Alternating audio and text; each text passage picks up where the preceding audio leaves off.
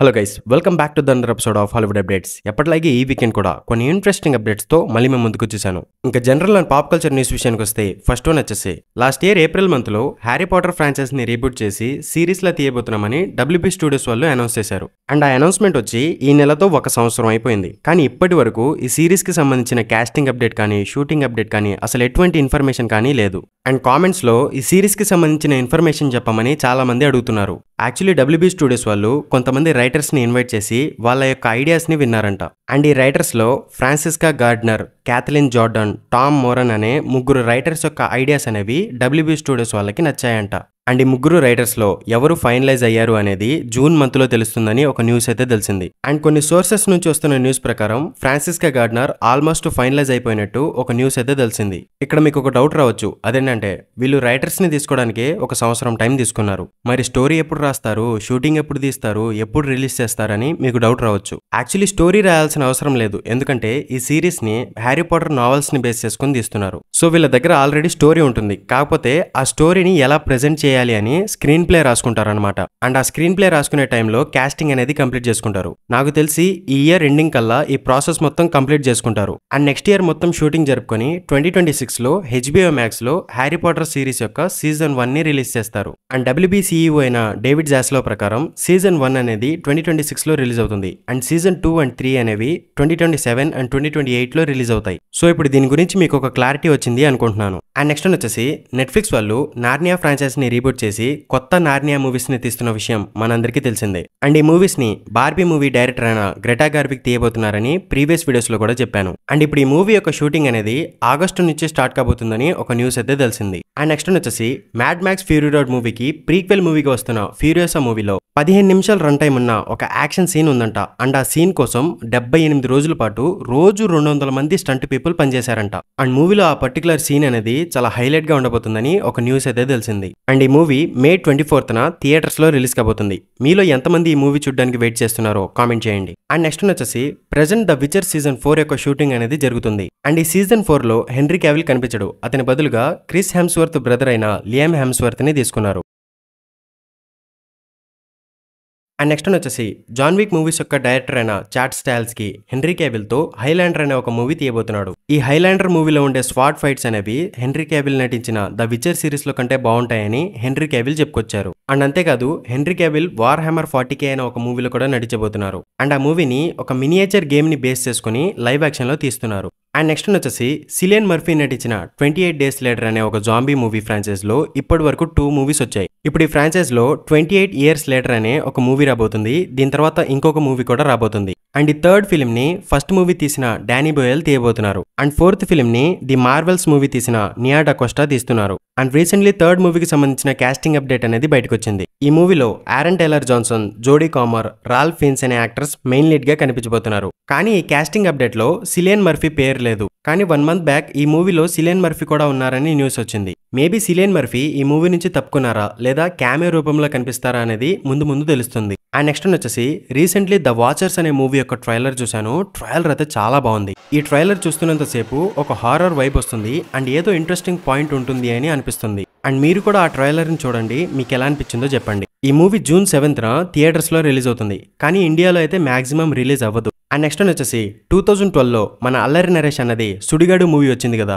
నాకు ఆ మూవీ అంటే చాలా ఇష్టం. ఇప్పటికీ కూడా ఆ మూవీ టీవీలో వస్తే చూస్తూ కూర్చుండిపోతా, అంత ఇష్టం ఆ మూవీ అంటే. అసలు ఆ మూవీతో మన నరేష్ అన్న ఒకే టికెట్ పై 100 మూవీస్ చూపించేశాడు. ఇప్పుడు అలాంటి మూవీకి సీక్వెల్ రాబోతుంది. అండ్ ఆ మూవీ యొక్క స్క్రిప్ట్ వర్క్ అనేది ప్రెజెంట్ డెవలప్మెంట్ స్టేజ్ లో ఉందంట. అండ్ ఈ మూవీ ఫస్ట్ మూవీ కంటే చాలా బాగుండాలి, పెద్ద సక్సెస్ అవ్వాలి. అండ్ మన నరేష్ అన్నకి ఒక మంచి కంబ్యాక్ ఇవ్వాలి అని నేను కోరుకుంటున్నాను. అండ్ మనందరికీ ఎంతో ఇష్టమైన సూపర్ హీరో సెగ్మెంట్లో DC విషయానికి వస్తే ఫస్ట్ వన్ వచ్చేసి మీలో ఎవరైనా సూపర్ మ్యాన్ అండ్ లూయిస్ సిరీస్ని ఫాలో అయ్యే వాళ్ళు ఉంటే మీకు ఒక గుడ్ న్యూస్. అదేంటంటే సీజన్ 4 యొక్క షూటింగ్ అనేది రీసెంట్లీ కంప్లీట్ అయిపోయింది. అండ్ ఈ సీజన్ 4 అనేది 2024 ఎండింగ్ కల్లా రిలీజ్ అయ్యే ఛాన్స్ ఉందని ఒక న్యూస్ అయితే తెలిసింది. అండ్ నెక్స్ట్ వచ్చేసి డైరెక్టర్ జాక్ స్నైడర్ రీసెంట్లీ ఒక ఇంటర్వ్యూలో ఏం చెప్పారంటే తన DCEUలో Superman versus Darkseid fight అనేది one of the best fight scene అయ్యేదని చెప్పుకొచ్చాడు.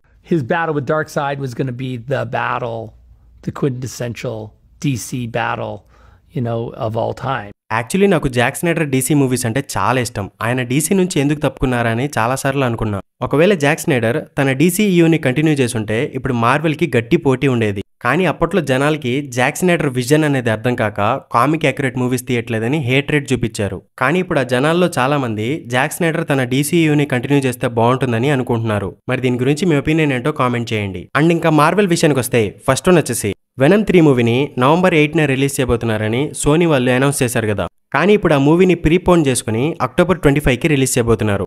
And Kraven the Hunter movie August 30కి రిలీజ్ అవ్వాల్సింది. కానీ ఇప్పుడు ఆ మూవీని December 13కి పోస్ట్ పోన్ చేసేశారు. యాక్చువల్లీ ఈ మూవీ ప్రీవియస్గా 4-5 సార్లు పోస్ట్ పోన్ అయింది. అండ్ ఇంకోసారి పోస్ట్ పోన్ అయితే కనుక జనాలకి ఈ మూవీ మీద ఇంట్రెస్టే పోతుంది. అండ్ సోనీ వాళ్ళు ఈ Kraven the Hunter movie $1 billion collect చేస్తుందని అనుకుంటున్నారంట. సో చూడాలి మరి ఏం జరుగుతుందో. అండ్ నెక్స్ట్ వచ్చేసి మార్వెల్ వాళ్ళు థండర్బోల్ట్స్ మూవీ యొక్క టైటిల్ లోగోని మార్చి దానికి ఒక స్టార్ని యాడ్ చేశారు. అండ్ ఈ స్టార్ ఎందుకు వచ్చింది అనేది మూవీ కంప్లీట్ అయ్యాక తెలుస్తుందంట.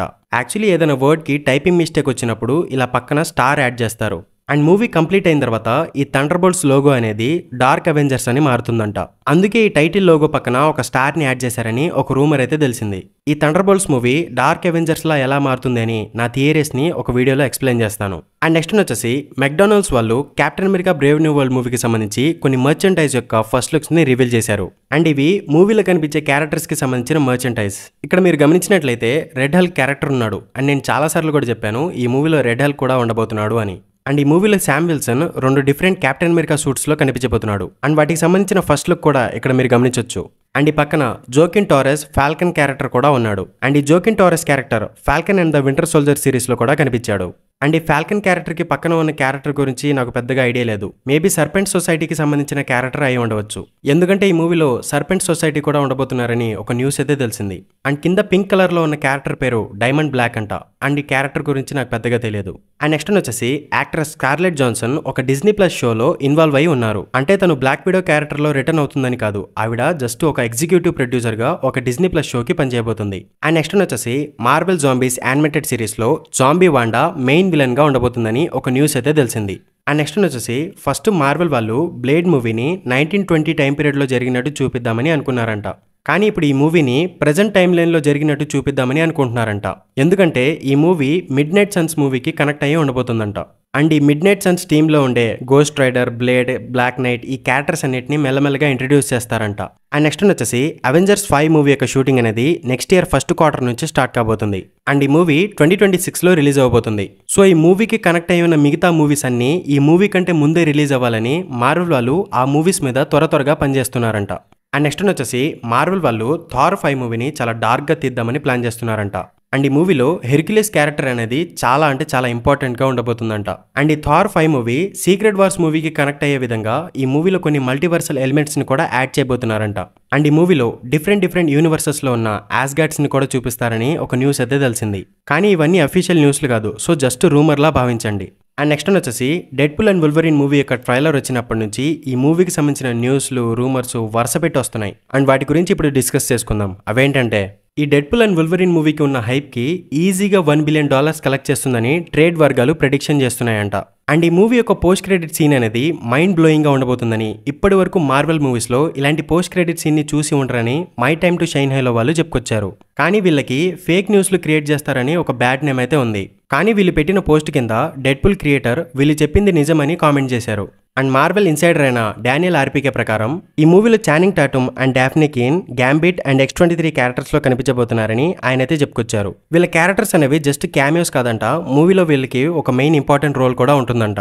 అండ్ ఈ X-23 క్యారెక్టర్ యొక్క యంగర్ వర్షన్ లో డాఫ్నీ కీన్ అండ్ ఓల్డర్ వర్షన్ లో నటాలియా టీనా అనే యాక్టర్స్ నటించబోతున్నారని ఒక న్యూస్ అయితే తెలిసింది. అండ్ ఈ మూవీలో అలెగ్జాండర్ దద్దారియో కూడా డెడ్పుల్ వేరియంట్ గా కనిపించబోతుందంట. అండ్ తను రోగ్ యూనివర్స్ నుంచి ఎల్లో సూట్ లో కనిపించబోతుందంట. ఈ క్యామియోస్ గురించి వచ్చిన న్యూస్లన్నీ అఫీషియల్ న్యూస్లు కాదు, సో దీన్ని రూమర్లా భావించండి. ఏదైనా ఉంటే థియేటర్లో చూసుకుందాం. అండ్ ఈ మూవీ యొక్క డైరెక్టర్ అయిన షాన్ లెవీ ఏం చెప్పారంటే ఈ మూవీ అర్థం కావాలంటే previous X-Men movies, Deadpool movies చూడాల్సిన అవసరం లేదని ఆయన చెప్పుకొచ్చారు. అండ్ ప్రెజెంట్ ఈ మూవీ యొక్క రన్ టైం అనేది 2 hours 33 minutes ఉండబోతుందని ఒక రూమర్ అయితే తెలిసింది. ఈ రన్ టైమ్ తో మూవీ ఉంటే గనక మూవీ డెఫినెట్లీ నచ్చుతుంది. అండ్ ఇవేనండి ఈ వీక్ హాలీవుడ్ అప్డేట్స్. వీటి గురించి మీ ఒపీనియన్ ఏంటో కింద కామెంట్ బాక్స్ లో రాయండి. And that's all for the video guys. Thank you for watching and subscribe to my channel Movieverse Telugu for more interesting updates. Until then keep smiling, take care, bye by.